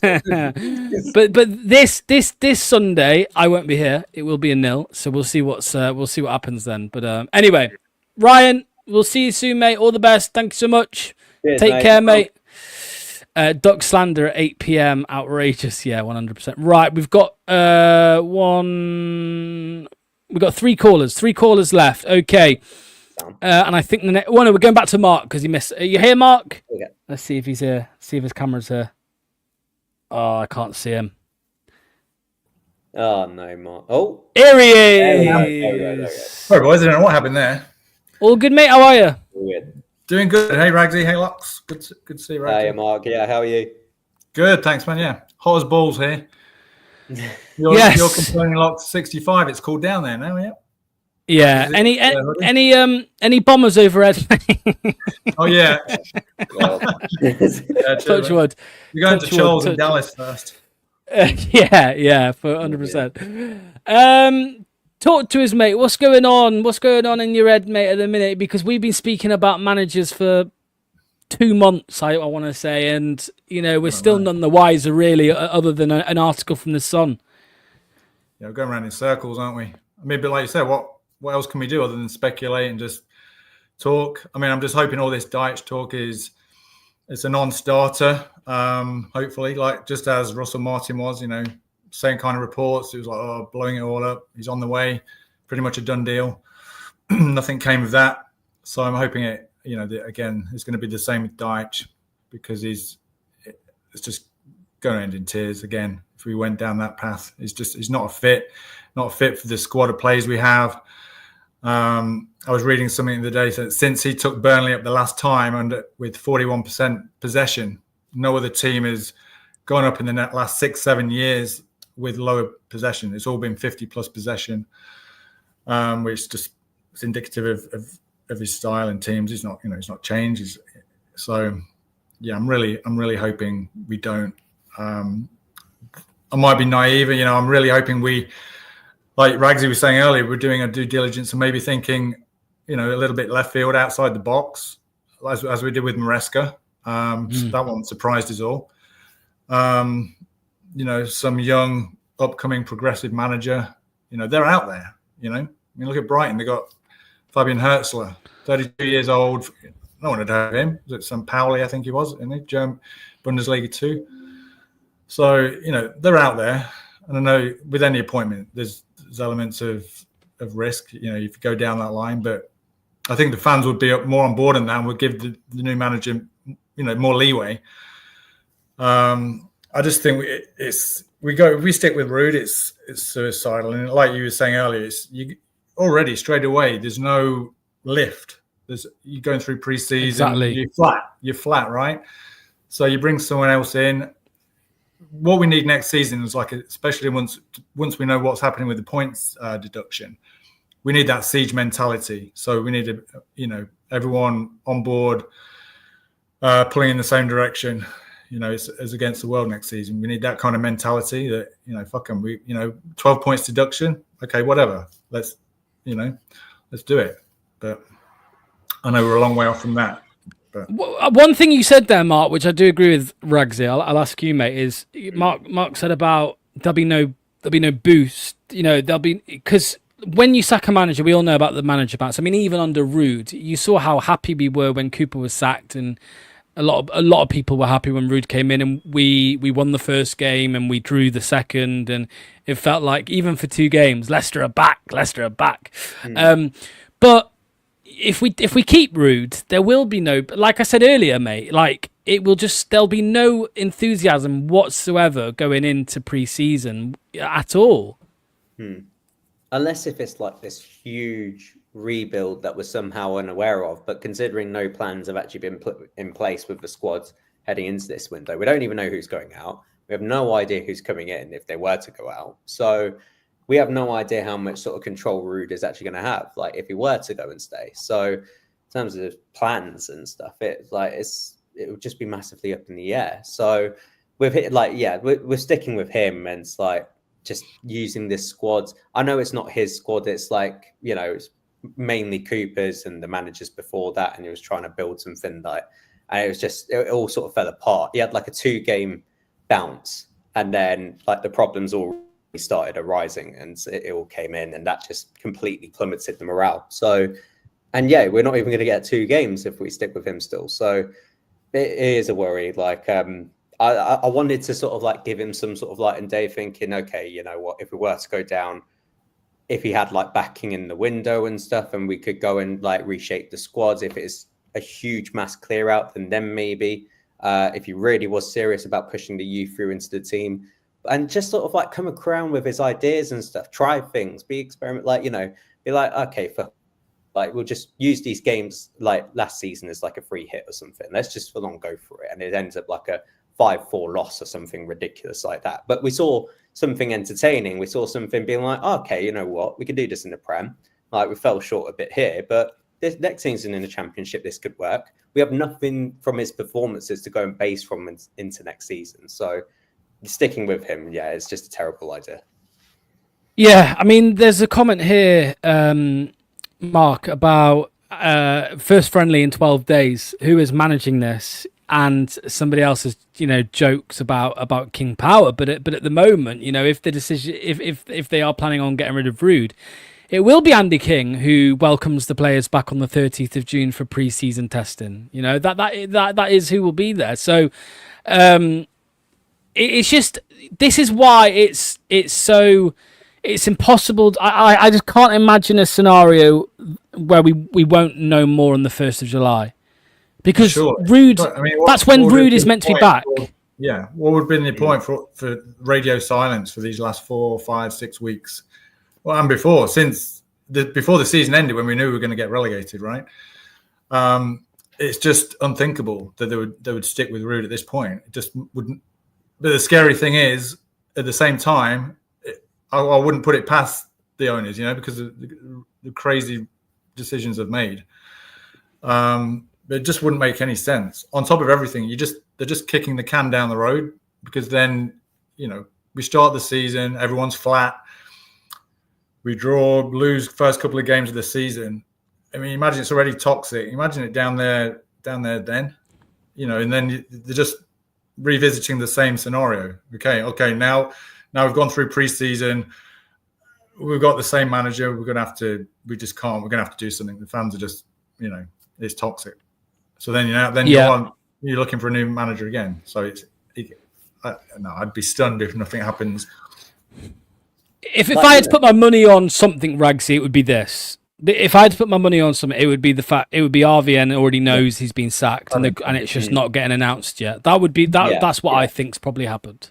Yeah, they could do. I mean, another thing to add as well, like, if they were sort of like clear, being like, okay, we can't afford to sack you, so like, and you're here with us with this plan, so we're in this situation now, but we want to stick with you heading into next season, then knowing like the fans sort of like outroar to demand whether Ruud's going to stay, they would have said by now that he's going to be our manager. So otherwise, it doesn't really cost them anything, and it's at least then it beds into us, even if we're not happy with it. Like, straight after we got relegated, knowing that we're sticking with Ruud heading into next season, we'd at least digest it and be able to be like, okay, you know what? We are where we are, and we move forward into next season. But because we haven't heard anything, and the worst thing is, like, this is worst case scenario. Let's say if we're going at prospective managers and they all start saying no, they're seeing through the board and they're like, we ain't touching you with your bullshit. We ain't touching you with a barge pole. And we're like, we know the mess that you're in.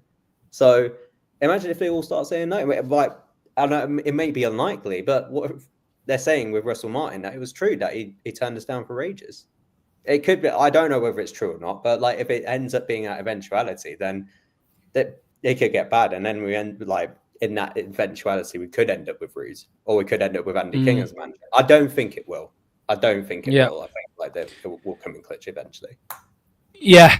Mark, thank you for calling me. I don't know if this is a compliment or not, but somebody says you look like a young Dave Gilmore. Let me have a look Dave at that. Do you know Gilmore. who No this idea who is? that is. Yeah. Who is Dave Gilmore? It looks like a guitarist. I mean, look at it as early years. Yeah, it's kind of a compliment, mate. Don't worry, it's a compliment. Well, he You'll went have to Google great. it. Yeah. Yeah. Right, mate. All the best, All right, Mark. boys. Cheers, Take mate. care. We'll see you very Next week. soon. All Cheers. the best. Okay, we've got two more. Well, we have two callers and the bonus caller, and everybody know who's the bonus caller is going to be. Okay. But yeah, let's get the first one. I think it's Daz. Oh, Pink It Floyd. is I was Daz. thinking the wrong Gilmore. I was thinking the wrong. Oh, Yeah, okay. that's... Right, let's get Daz in. Hello, mate. What's going on? How are we, boys? We all right? All good, man. All good. Man, how are you? I was all right, and I've started listening to everybody on here, and it's just completely threw me off. I'm like, oh, do you know what? They make some amazing points. I was like, oh, for God's sake! Like, yeah, it's hard, man. It's hard. I just a hot take, and obviously I don't. You know my status on things, Locks. You know who I want in and who I don't want in, and I don't think Dyche is the right appointment. But do you think, as Leicester fans, obviously we've had all the highs that we've had, and then we've had the lows that we've had, and the board have been an absolute bunch of muppets and let us down and everything. Do you not think that maybe, and again, I can't believe it's coming out of my mouth, but do you think that we're being a bit prima donna with it all? And I know that sounds silly, but Sean, when we had Steve Cooper in, everyone went nuts. Like, oh, he's an idiot, he's not worth it, he's, this. It was nothing to do with Forest. He didn't match anything. We gave him a chance. We got behind him. I got behind him. And it was terrible. And then Dyche was one of the most called out names that I'd ever heard while we were still in the Premier League, because he's a firefighter and all this caper. And we'd already had a bad experience with Cooper. We get Rude. Everyone's excited because it's something new. And it's an absolute shit show. Sorry to swear, but it's an absolute shit show. So I'm just trying to think, like, we want Premier League football so the club can do financially better, and we've not got to chase this PSR crap all the time. Then we also want to play expansive, exciting football with youngsters, whilst reducing the average age of the squad, whilst building a good core of a squad. Can you see where I'm going? Like, there's so many different things that we want as a fan base. And I'm not supporting the board because I think they've completely dropped absolute stinkers for years and years now. I'm just sat here thinking, like, how many other people would be angry if they appointed Sean Dyche? Like, for argument's sake, if Southampton went down and they appointed Sean Dyche, I think they'd actually be happy because he's proven in that respect. I don't like him, obviously. I just want your guys' opinion, really, because it's difficult. Ragsy, this is where what I'm about to say is why Leicester fans get called entitled. Yeah. And it is. I'm kind of partly going into something Manny says sometimes. But we're Leicester. We're not Southampton. Like we're not Southampton. We're not Sheffield. We're in the last 10 years we are bigger than them, and I think we should expect better. So that's why I think a lot of fans do look down on the idea of Sean Dyche coming in, because it's just for me it's like it's a lazy take. Oh, get Sean Dyche in, he'll fix the issues. That's it. Oh, he'll fix the issues. He'll sort the players out. It's lazy. I think it's lazy. I think it's minimalistic. I think they're like because I think the rise of us over the last 10 years, like, it's raised expectations compared to where we were. Like, and I know we had days back in, we were in Europe, we did win trophies and stuff, but like, it's always been like this sort of tradition that we've been a yo-yo club. And with these raised expectations, I think, like, considering the past, like, decades that we've had in the Championship all this time, I think it's, within our right. I don't see us as entitled at all. I see this as being like a welcoming. I welcome these raised expectations, and I do look at us and I'm like, with all due respect to Southampton, we are a far bigger club than them. Like, look at the fan base that we've got abroad. Look at like how many fans, like, week in, week out come and like, and even with the shit show that we're in now, like, we could still get like 30,000 fans in our stadium, possibly even more. So and with the revenue that we sort of collated worldwide from our success as well, and we can build on that. I look at the clubs like with Leeds, with Everton, with Villa, with Newcastle. Like, we're in that category. We're in that category below the big six. And for me, we like on our sort of like status, we should be in the Premier League. And that's where I see us. And not like, you know, we don't have, no one's got divine right to win anything. Okay.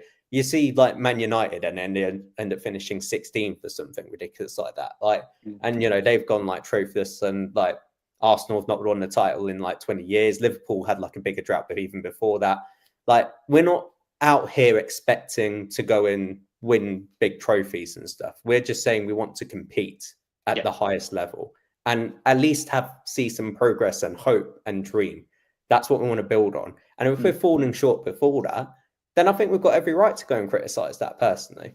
No, I agree. I think like my thing with the whole debacle is, like I say, locks and everything. Like, I've been on here so many times before, and I've said I don't like Sean Dyche, his approach, his managing style, everything else. It was more like what you've alluded to there. I think the thing for me is we had a direction. When we had Enzo Maresca, it was completely left field. He'd galvanized the squad, galvanized the fans. We did, how many introduction videos did we do with Enzo Maresca? Like, it was crazy. We had all his first day training, and it really got everybody behind him. It wasn't you had all the old boys that I sit near shouting, kicking up the pitch and all that caper, but I enjoyed it. Yeah, kick it up. You know, I enjoyed that football, and it was nice to see he was working with youngsters. It was integrating it. But then we do a complete 360 and appoint a gremlin, and then we sorry, and then we appoint Rude, and I'm almost sat here thinking, like, you know, surely the board can't be that stupid to appoint a Sean Dyche when Top is the owner and he's allegedly stipulating that he likes a possession style of football. I'm in complete disbelief that will happen, and if it does, again, I have to back Sean Dyche. I have to back him because it's our club. But I really would have lost all faith with the board. I'm hanging on by a shoestring now. But I think if they do appoint Sean Dyche, friends or not with Rudkin, I think whoever, I can't remember who said it last time on your show a minute ago, with Rudkin and Sean Dyche together, it's just, with their friendship, it's just going to be an absolute shit show. I'm scared of that. Yeah, I agree. Thunder Fox, just to let you know, mate, next Monday, the link will be in the description. Just click the link next Monday, mate. You can get on. Daz, as I said earlier, hopefully, you know, next Monday we're less than 24 hours away from a crazy.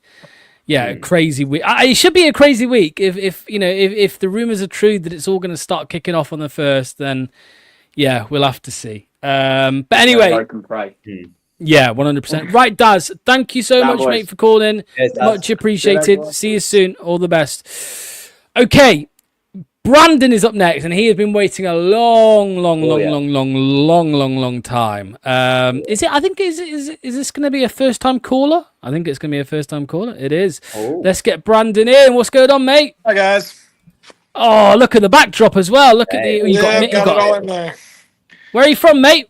I'm from Tennessee. Tennessee. Nice. There's it. There we go. So I kind of want to start this off with two things. One, with everything that's going on with KP, I think it's a good thing. All the fans want Rudkin out. It's obvious. Top has he's cleared debt, but I think it's kind of what he's had to do. He's been forced because of PSR. And I just think KP has run its course. It just like managers, KP has taken us as far as they can take us.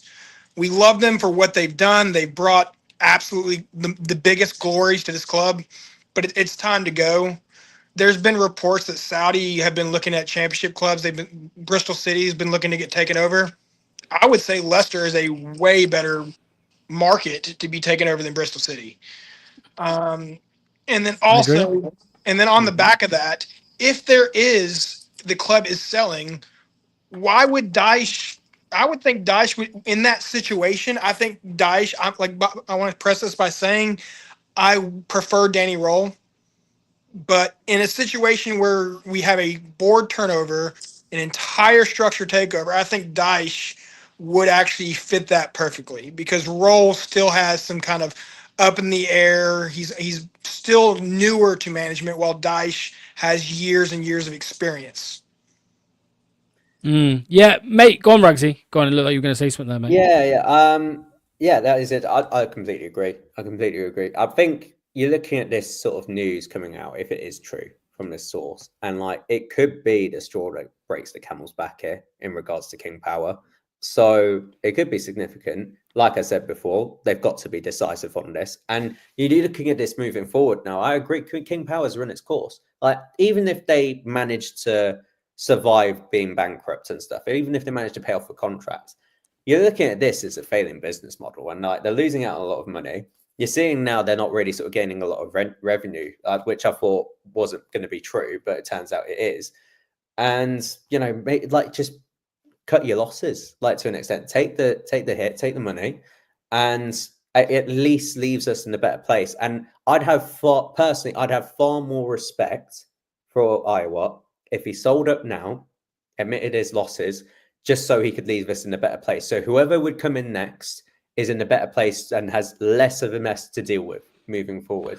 Now, with the owners in response, like that will be up to them as to what sort of direction that they want to head in. But I think the usual formula that we're going with at the minute is a lot of clubs now are looking at younger, progressive managers. That seems to be the end thing for them. So that seems to be the winning formula that allows teams to go and progress up the league. So I still think with likes of Sean Dyche, I think they will still be left behind. But what will matter is the right investment being put in place. Hopefully, if the Saudi owner goes out and says what he wants to, like whatever he says, he will actually put it into action. So that's what we want to sit here and hope for. If it was to be him. I don't know about you, Brandon, but again, the fan base would have a lot more sympathy for Top and King Power if they'd been more transparent, if they'd spoken to the fans, if they treated the fans, better over the last few months, especially. Like, they just don't talk to us. We have no idea. Like, why should we be finding out through the Sun newspaper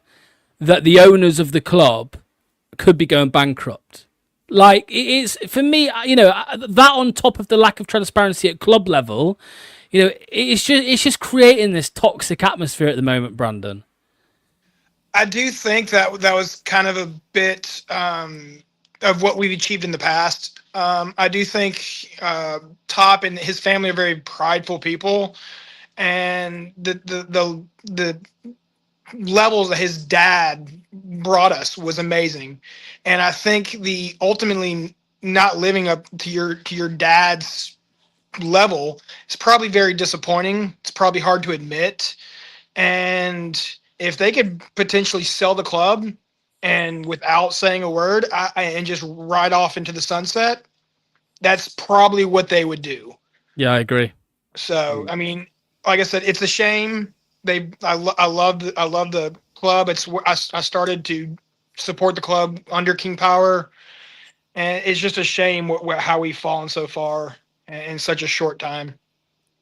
Yeah, there's a comment here from Craig. Managers, do you agree with this, Ragsy? Managers will be looking at what's going on at the club and will be thinking, is it worth it? The club is an absolute shambles at the moment. Maybe managers just don't want to come. Because people said that last season, by the way, Rags, didn't they? Last summer, they said, Cooper's all we could get or whatever. But, I mean, it's a lot worse now than it was 12 months ago. That's the thing. So, like, that's the worry heading into it, being like, what if what happened with Russell Martin was actually true? And you got a director of football like John Rudkin, who's, you can describe all the shitty superlatives that you want about him, like, and stuff, but like, and combine them all together. But like, that's what you're dealing with. That's basically your only port of call, because like, yeah, you may have the odd conversation with Iowa and he can show you around the ground and stuff, but bar that, you'll be dealing with him. So they may be looking at it and going, well, no, absolutely not. I'll get nothing done. Like, and look at the managers in the past. That's all you got to sit here and say. Like, if they were to have like deep, honest conversations with these guys, all of them have been lied to. All of them have been left in the dark. Like the only one you can sit here and probably say, actually, not even Cooper. To be fair, I was going to say him. At least he was backed, but he was sort of led down the path that he would actually be given time, even if we were to go down and stuff. But even that, they sort of turned their back on him. So yeah, it's a poor sort of like setup for a manager to go in and try and like revive and be in the firefight and stuff. So if there's better options out there for them, then yeah, they may sort of like they would think twice about it. So that is a worry moving forward. Go on, Brandon. Who's your number one choice? If it was up to you, mate, who would be coming in this summer? Going off what Ragsy said, based off that, I do think you don't become a manager because you want it to be easy. So a project like Leicester, while it is a bit of a shit show, sorry to swear, right now, it is a project and it is a tractor project, and I would say Danny Roll. But I'm not. I would take Dyche. I would. I think when we look at some of the players we're going to be stuck with, because nobody's going to buy Vestergaard, paying $77,000 a week. Nobody's going to buy him. A player like Vestergaard could work under Dyche. Somebody that's just a big lad at the back that could sit there and defend. Can't run, but could just sit there and defend. But yeah, I mean, I guess I'd take Roll any day of the week. Roll, I think like that actually seems to be a bit of promising, knowing that he's at Sheffield Wednesday, and that's even like I know we're in a shit show, but that's even a bigger of a debacle and stuff. So maybe actually coming to us might be a bit of a relief for him. So, and I'll be quick on this, but like what I like about Roll and what I sort of said on the previous stream, what I want in terms of philosophy, that an identity that I want from this club. I want us to build a team that is going to be the hardest working. And when you look at stats, that means collectively as a team, they've got to be the highest in the league in terms of distance ran. So, and I think with Danny Roll's sort of high intensity pressing, it will be a different direction to what I was thinking with Rudes, and that will be the way to go. Because then he will end up with this style, he'll look at the experienced lot and be like, yeah, you're tanking out after like one training session with me. I ain't having you in the team. So the likes of IU, Reeds, Vestergaards, they'll be fucked off to the under 23s and we'll bring through the youth in. And he can at least like develop them in the championship and have something to build off. And once he gets investment, if we were to get into the Premier League, that we could actually build and be like, oh, okay, we like this sort of idea. And as well, he'll sort of, let's say if he gets poached off again, we'll still continue with this idea. We'll think of a contingency plan. That's what, we should have done when Enzo left. We needed a contingency plan in place and to sort of move forward and move on from him. But because we never thought of it and we just did a complete 180 and gone with Cooper, that's what caused all this mess. So yeah, we just got to be more prepared for it. But I do want to say one thing. Yeah. I want to say one more thing about Dyche. I like I said, I prefer Roll, but one thing I do want to kind of defend Dyche on is he's never really been given backed, but like heavily in like financially. And I know a lot of fans are saying, "Oh, his squads are old, and he's not going to preference the youth." But when you're not backed financially, the younger, exciting, athletic players they cost money. They cost way more than anybody else. They're promising, they're exciting, fans want to watch them. They're going to cost more just because of that. Yeah. So I don't know the whole backstory, but I do know that like they're not cheap. And with working with a shoestring budget, he's going to play the players that are going to give us the best chance to win. Brandon, the live chat have spoken, and I agree with them. You are caller of the day. You are caller of the day, my friend. So make sure you're getting. Come in next week, mate. If you've got time, call in next Monday as well. We'll get you on a lot earlier, mate. All right. All right. Thank you, guys. Right. Nice one, mate. See you soon. All the best. Cheers, mate. Take care. Right. Let's get a couple of comments in before we end with "Here comes the money." Ragsy, what is Roll's philosophy? You're getting called out here. What is his philosophy? Yeah, that's a bit. I think he's very. That's the thing I wasn't expecting that. I was like, I thought he's quite versatile. So like from what he is, he is. I think he's very versatile, and he's a very sort of high energy team. So from what I saw from limited resources from what he had, like really you look at Sheffield Wednesday team, that's a League One team, and he got them mid-table in the Championship with just like, and he'll make them work. And he's calling out like certain players and going, I want to I want to move on from this deadlock, man, and I want to like trade up a bit and call out the board and stuff. And I think you want a manager in there that that can. Maybe that's why he won't come in, because he's not a yes man. Maybe that's why he won't come. But ideally, that's what we need. We don't want a yes man. If you get a yes man in, I think Rude to an extent is a yes man, and he'll just sort of like go along with the flow, deal with what he's dealt with, and if it all falls apart, like they'll just go through the motions and we'll still be in the decline. Whereas Roll will be like, no, we need to implement this, otherwise, like we're not going to progress anywhere. So where really, as a Stealing, do you want to go? And he'll challenge them on that. So. Man, doesn't come on. Well, on that note, hello, Manny. What's going on, mate? Hello, boys. How are we doing? All good, all good. Man. All good. How are you? Yeah, good. Well done, Ragsy, on your debut. Nice to see you here. No, it's nice. It's nice being on the right outside of the screen. I was like, yeah, I like being the centre of attention and being in the centre. But like, I know, I like this spot. It's comfy and stuff. It's all. Move aside. I'm just kidding. I think we just spent about an hour and a half talking about Daesh, and the show yesterday talking about Daesh, and he's probably not coming anyway. He probably doesn't want to come with a 12-point deduction. He probably doesn't want to come unless there's lots of money to spend. And more importantly, according to Rob Tanner, Top likes passing football, or King Power, Vichai, that everybody there likes passing football. So I think this Daesh stuff could well just be... We've got no one else to talk about. Who are the bookies got up there? Let's just throw out a few little links linking the two. A minute ago, it was definitely going to be Martin. Now it's definitely going to be Daesh. I don't believe any of it. King Power is very private organisation. They don't normally give leaks out to journalists. They don't let things slip. They keep it close to their chest. So I think we're all in the dark. I don't think there's any doubt that it's coming from. It's going to be coming from the manager's side. That's where it'll be coming from. It'll be coming from, we've already heard that the Martin stuff probably came from his agents trying to leverage that against Rangers. That's probably what was happening there. Yeah, but it could be the same with Daesh. You never know. It could be, look, no one's giving me. But he's not linked with anybody else. That's the point. So as Sean Dice's agent says, look, we're not getting a phone call. Let's just put out some Leicester links out there. Maybe we'll get sharpening of minds elsewhere. That could be the case. We just don't have a clue, do we? We don't know what's speculation and what's true, but it's definitely fun talking about the speculation, so why don't we continue with that? Yeah. I don't know, Ragsy, what do you think, mate? Is it all just BS? The fact that we've only heard it from Alan Nixon and The Sun and Phil from Leicester Fan TV, he also said it. Okay, then that's dead in the water. Then let's be honest. Then it's nothing sources and stuff. They're barely, the hit rate is just shockingly low. So, and it's only been the one report around Daesh and stuff. But because it's all this hysteria over the past month and stuff, because it's literally just been radio silence, that we're just clinging on to anything to be like some sort of a prospect of some sort of a decision that we can move forward with.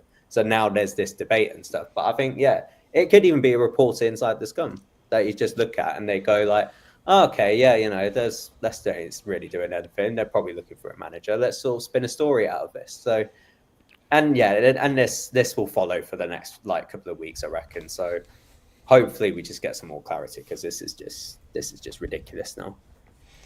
I think, why don't we touch on the King Power stuff in general? I think this rumours of bankruptcy are very much overblown. Got a downturn in business, a restructuring. The market's changed temporarily, but they're from the CEO's mouth. Yeah, they've got a lot of assets. We don't know their cash reserves. It's a private company, so it's not as if we can check their books and see their last year's annual statement. They've got an asset on their hands in Leicester City, which in the Premier League is worth 500 million plus. They are not going to be selling that asset in a distressed situation, such as going down to the Championship, when they know that they can get up within, worst case scenario, 3 years. Worst case scenario. And the value of the club will double, if not triple. So those wanting King Power's demise, I think, are going to be slightly disappointed in that regard. And even if we did get a new owner in tomorrow, let's say we got Elon Musk. Elon, he's had enough of causing grief at Doge. He's coming over, he fancies to go at Leicester, and he's going to stick in £200 billion to make Leicester the biggest club in the world. PSR means you can't. So what difference does it make? You can't spend the money, even if you had the money.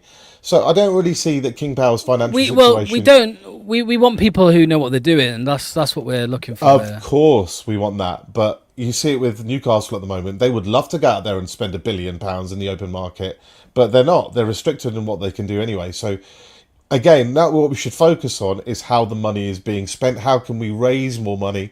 How can we make the club and the business more efficient?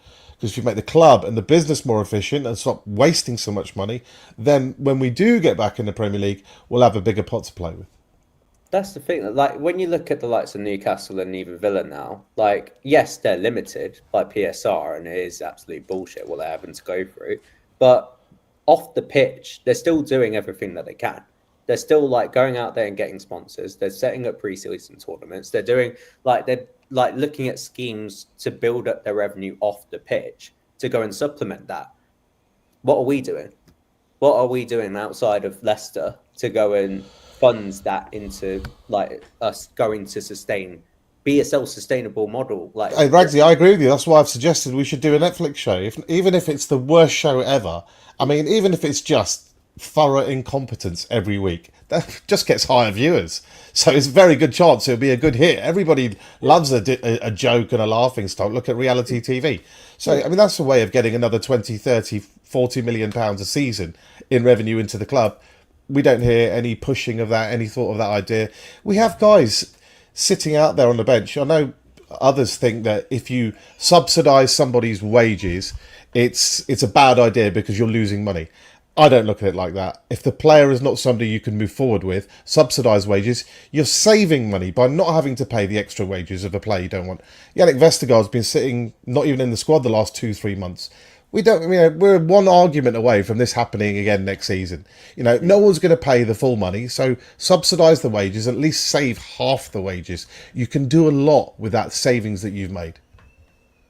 That's the worry with this club. They're not proactive enough. I don't think, and Manu, you may come at me for this, but under this regime, they're not as invested as what they once were under BY.TO. And that's what I feel, that's what I see. That's what I look at through the operations, and that's what I look at through whatever they're trying to do throughout like the football club and off the football pitch as well, to try and make a fight of this and sustain some sort of certain levels of finance so we can go and reinvest that back into the club and go and push on from there.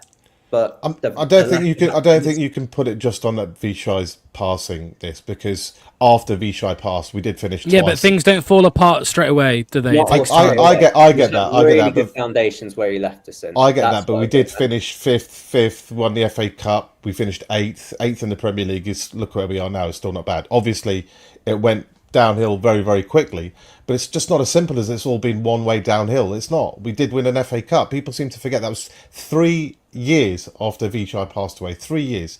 Now, if it was a total, these people are absolutely clueless, there would have been a drop much sooner than 3 seasons. So I think it's really, really difficult to try and isolate exactly where it's broken down. What's gone wrong? Has there been people that we never have heard of? It's weak leadership. Do you know, it could be. It could be that people like John Rudkin and Top were never the people who really made the difference in terms of recruitment and the team level and the rest of it. It could have been some video scout sitting there that was some 24-year-old kid who could just have a diamond eye for a player. The boards let Rodgers get rid of all of the scouting department. I can't defend any of that, of course, but we just don't have the information to accurately say what did break down and why. But you never will. So using that logic, you'll never be able to put any blame on anyone. Unless we have a TV show where we can see it all unfold. We're not going to see it though. It's gonna.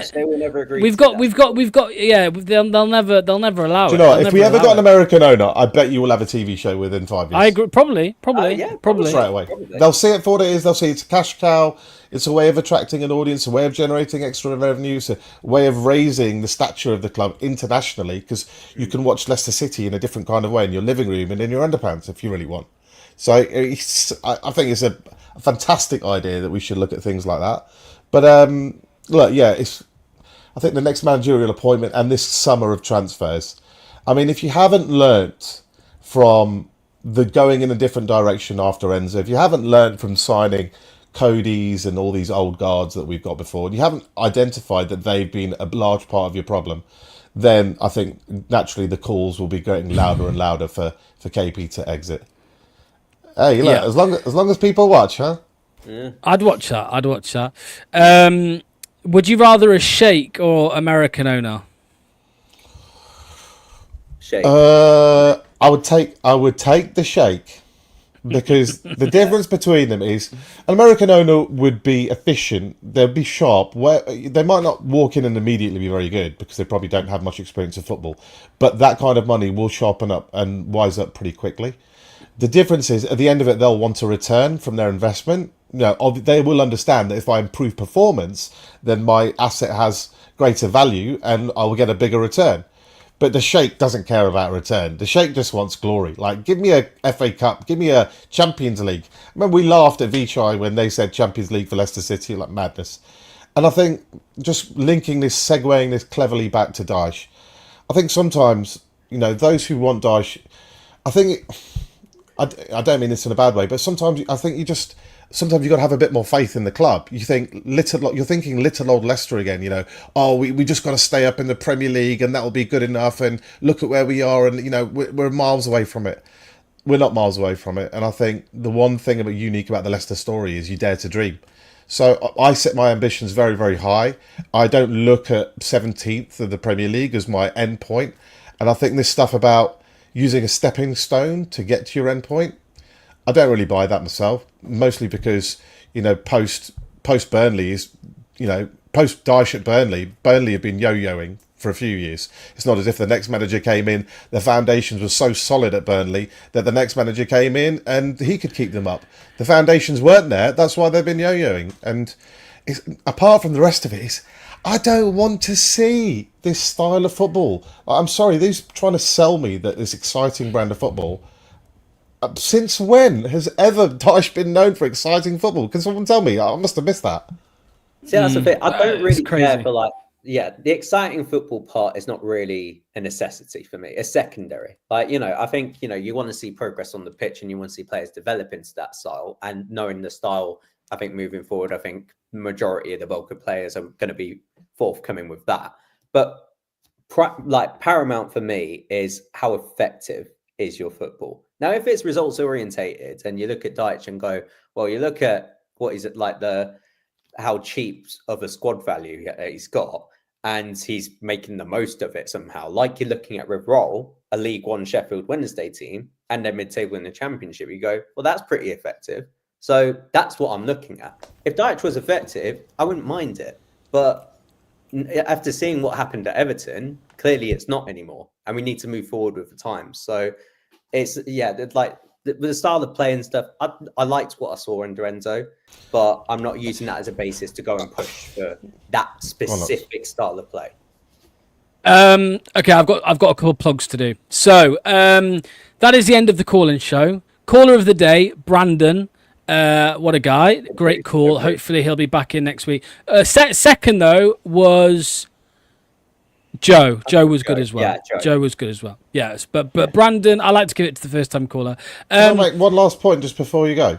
Very quick. It'll be a quick one. It's a quick one. It's just that I think everybody thinks that if you play nice football, results will be crap. So if you play functional football, your points total will be better. But we played pretty cutting edge football under Enzo, top of the league for most of the season. I don't think we've done that before, even in the O'Neill when we came up and stuff like that. When we played really well under Brendan and finished fifth and won an FA Cup, we were playing next level cutting edge football. Leicester City have already shown that they can play football and have success in both leagues playing that way. Okay, tomorrow it is the third instalment of the scouting report, and I am looking forward to this one. So 7 p.m. tomorrow, we will be seeing many fast twitch fibered players on your screen. I can assure you of that. So yeah, make sure to join us at 7 p.m. You'll be able to get your picks in the chat as well. There's already some names going in. Don't worry, we'll get through them tomorrow. And yeah, that's it. There was something I was going to say. I'm trying to remember the other thing I was going to say. You're supposed to plug the BTG shop, and you're supposed to ask everybody to subscribe and like. See, look, honestly, sloppy work. Sloppy work. Man, Oh, look, 2 days in a row he's muted. 2 days in a row. I've unmuted you. Two can play at that game, my friend. Not so smug now, are we, huh? Right, so Thank what I you. was going to say was BlueTintedGlasses.com. Go to BlueTintedGlasses.com. Make sure... Oh, sorry. Oh.